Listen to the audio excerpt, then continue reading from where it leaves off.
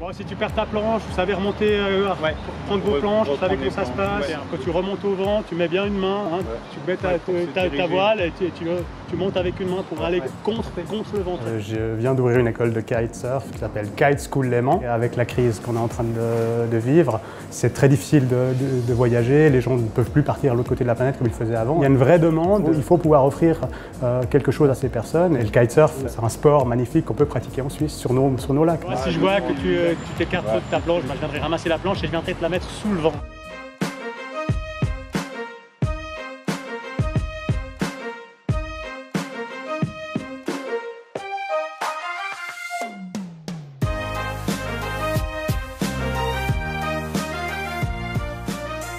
Une des difficultés pour enseigner le kite en Suisse, c'est qu'on n'a pas des grandes plages de sable fin avec des hauts fonds comme on peut trouver dans les Caraïbes ou dans certains endroits.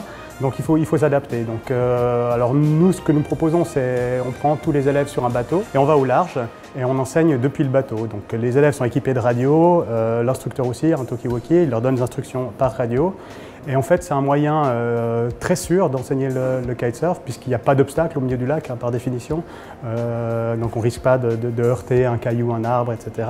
L'enseignement depuis la plage est moins efficace que depuis un bateau où on peut vraiment profiter à 100% du temps qu'on a pour pratiquer le kitesurf. Quelle chance! On se retrouve à Genève!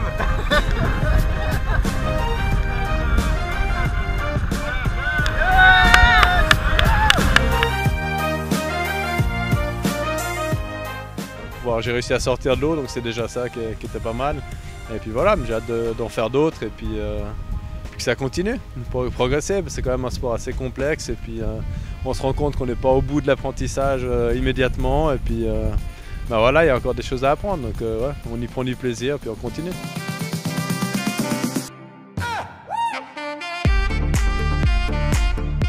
C'est ma première fois sur le lac Léman, ouais. Une bonne session, difficile parce que ça souffle et la bise n'est pas constante. Mais ça se tente, extraordinaire avec le Mont Blanc derrière, les montagnes, les Alpes, c'est top quoi. Je pense que c'est la bonne alternative d'avoir un bateau parce qu'on commence un petit peu loin des habitations, des arbres notamment parce qu'avec le kite ça peut être difficile.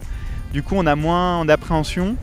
Alors il faut savoir que la pratique du kitesurf nécessite en tout premier lieu de pouvoir mettre en place son matériel, décoller et aller dans l'eau. Ça nécessite des surfaces qui sont relativement grandes puisque nos lignes se déroulent environ à 25 mètres. Donc ça demande de l'espace et puis ça c'est quelque chose qui en Suisse fait défaut. Il faut un minimum de niveau pour arriver à faire des allers-retours, garder son cap, comme on dit, garder sa ligne, partir et revenir de l'endroit où on est parti, ça demande un minimum de niveau qu'on n'a pas comme ça en un claquement de doigts. Ce qu'on a vu cette année particulièrement, c'est qu'effectivement les gens voyagent moins, donc il y a beaucoup plus de kitesurfers en Suisse. Donc la majeure partie des spots qu'on fréquente se sont retrouvés surchargés et on a eu d'innombrables problèmes de surcharge et de cohabitation entre les kitesurfers et les plagistes avec pas d'accident mais quand même disons des questions à régler et des communes inquiètes de cette arrivée massive de pratiquants. Ça nous a aussi permis de mieux faire connaître les règles, d'insister sur l'évidente importance du respect mutuel quand on est dans un endroit relativement exigu. Le kitesurf, c'est un moyen extraordinaire pour se connecter avec la nature parce qu'on est en contact avec l'eau, avec les éléments naturels, l'eau, le vent, le soleil. Et ça, c'est quelque chose qui m'a vraiment motivé à ouvrir cette école maintenant.